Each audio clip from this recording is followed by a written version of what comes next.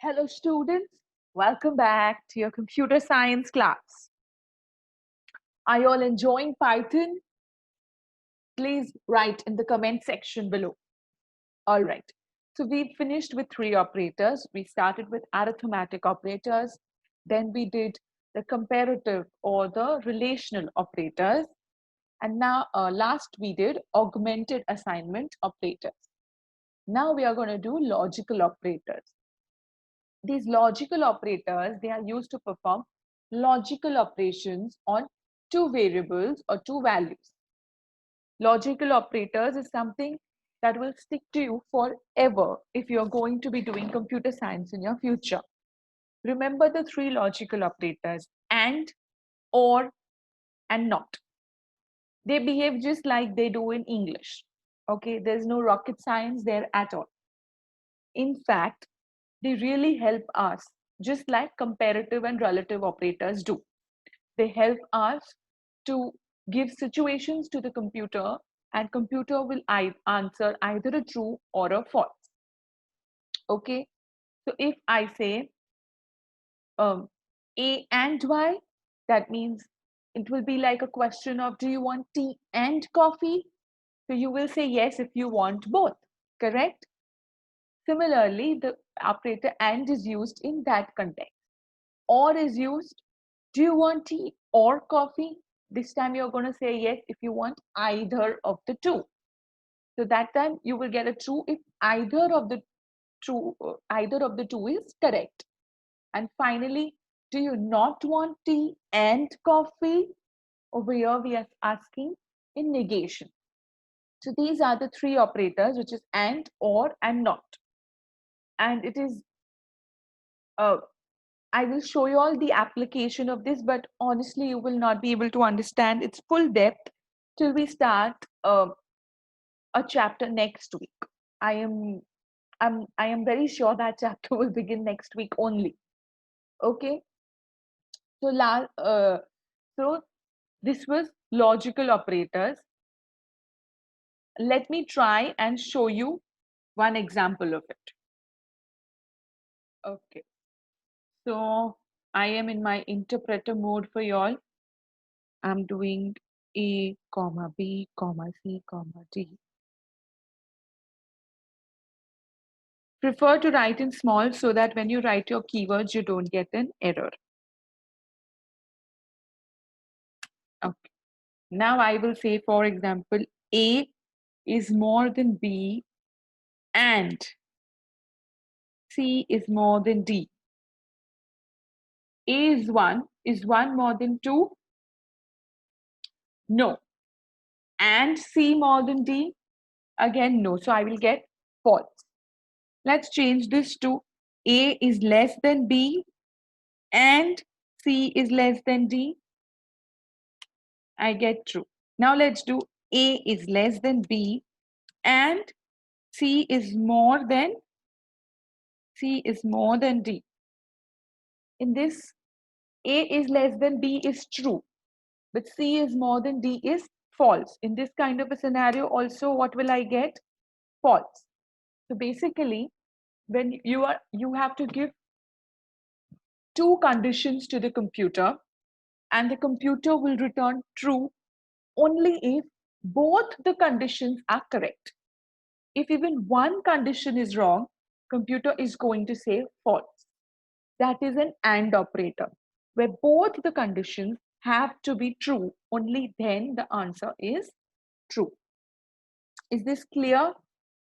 Can we go to OR? I'm not giving you an example where A is more than B. All right, let's just give it to you. A is more than B and C is less than D. Over here, the first condition is false. Second condition is true. I still get false. All right. Now we look at OR. We'll use the same combinations. A is more than B or C is more than D. Over here again, I'll get false because both the conditions are false. Let's look at the second one. A is less than B or C is less than D. I got true because both the conditions are actually true. Now look at the next two. A is less than B or C is more than D. I got true over here. In and I had got false. But in the same thing with or, I'm getting true. Because in or, even if one condition is true, the answer is going to be true. Okay? So I can also say A is less than B or C is less than D. I think I did this.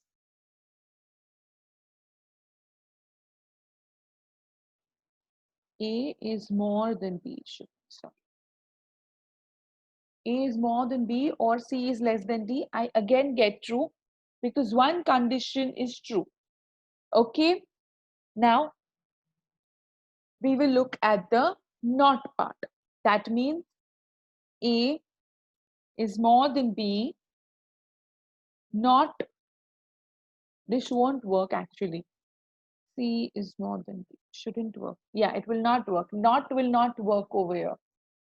So I can't give you an example of not over here. I'll give you an example of not when we do the chapter I'm talking about. That is conditional and loop statements next week, or maybe even after that. But not, I can't tell you right now. Okay, one example is over here. Not A more than B. Let's try this if this works. Not A is more than B. Is A more than B? No. True. That means A more than B should be false. Okay, so if I write not, and in the bracket I'm writing B more than A, B more than A is true. So it will give me false. Okay, this is how not works. Not means you're looking at the negation. The condition I give should not be true. Only then it will give me true. So when I said A more than B, it was not true. That condition was false. And hence I got the answer as true. When I said not B more than A, B more than A is a correct condition. It is not a false condition. So I got the answer false. Have you understood this now? All right. So this is a logical operator which will help us in logic. And you know, these logical operators, we actually use these operators, we actually use these functions and or not to make all decisions of our life technically. Like whether you want to wake up in the morning, you will be like, should I wake up in the morning? Then you will look at the options. And most of these options, you'll be like, and, or not.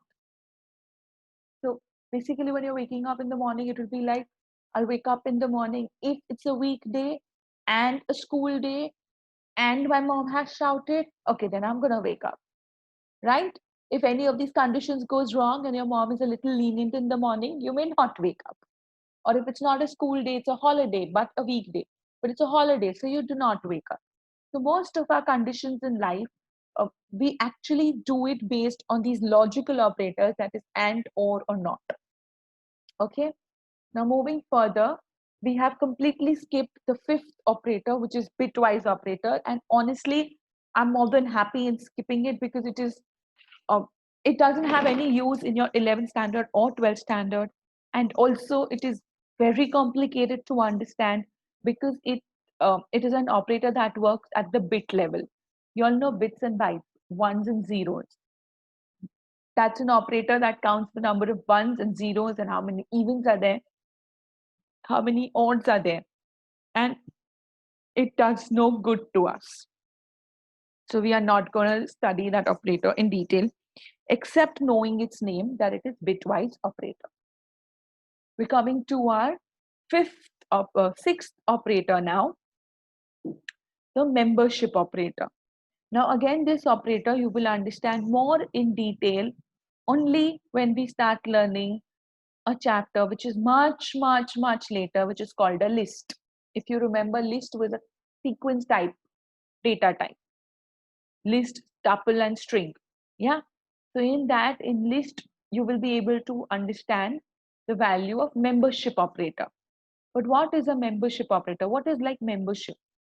Are you a member of any club? Correct. So when I say, let's say WIAA, are you a member in WIAA? So you will say yes. I will say no because I'm not a member. Exactly the same thing is membership operators. The membership operators in Python are used to validate whether a value is found within a sequence, such as a string, list, or tuple. So basically, I will say is let me know. Do you think A is there in cat? Yes. Do you think D is there in cat? No. That is exactly how you're going to actually use the membership operators. You're going to check for a value, and if that value exists in the string or a list or a tuple or whatever we need to check. Okay. So in this example on the screen, if you look at the word list and you see box brackets there and you can see a few numbers inside it. So they have created a list of these numbers and they've given value to the alphabet A as 22. And then they are saying that if this value is there in the list, you are passing the value to some other variable. Okay, this gets confusing, I understand. I will try and show you this in my own way. Let me try.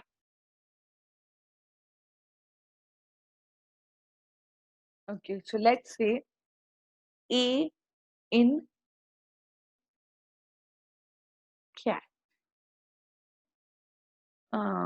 Okay, let's say A equals to, not A, let me see. C equals to cat. And then I'm saying A, oh, A in C. Okay, so I could have done the first one also, the one that I have done in the beginning. Yeah. So if I say operators in and the two operators that we have are in and not in. Sorry, in and is and is not. This is identity. Yeah. In and not in. These are the two operators that we have. So I said A in cat, it is saying yes. If I'm going to ask them to check D in cat, sounds very silly, false. But honestly, it is silly because you can read, you have eyes, correct? And it's easy for you to see. And even if you don't have eyes and you ask like a person without eyes, he will also tell you, huh, A is there in cat and D is not there. But in all these things, please remember, we are all talking about humans with brains, okay, that can process things, correct? Here we are talking about a machine that only listens to instructions. And we are learning how to instruct that machine to get the correct output, the correct presentation that we want, correct? So we are learning how to train our computers. My computer will not, for my computer, it is actually a very difficult task to ask him, is A in cat? Because he actually doesn't know it. Okay. So how can I ask him? If I use my membership operator, I can say A in cat, it will say yes. Okay. So we can do this with numbers also. So if I have, let's say, x equals to 1, okay, and then I say, I will have to make a list because only then this operator will work. So I'm just making a list for now, okay? Don't get worried, I will teach you this list when we come to it.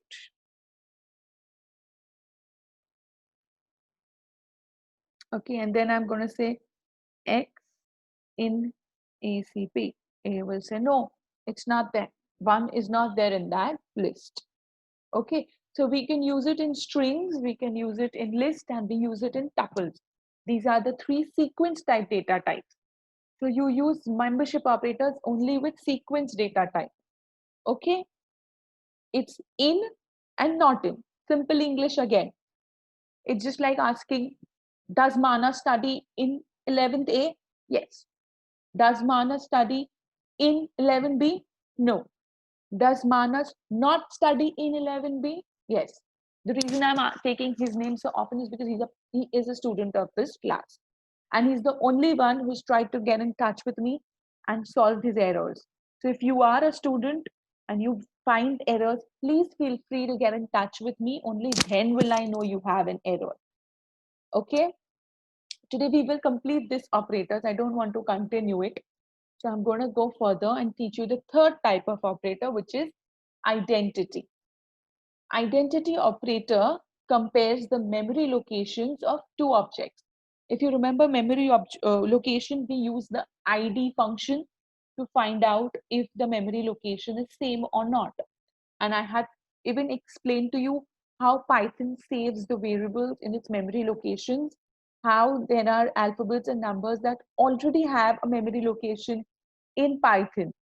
Yes, so Python basically just um, points to that particular place. So there are two operators, which is and not is.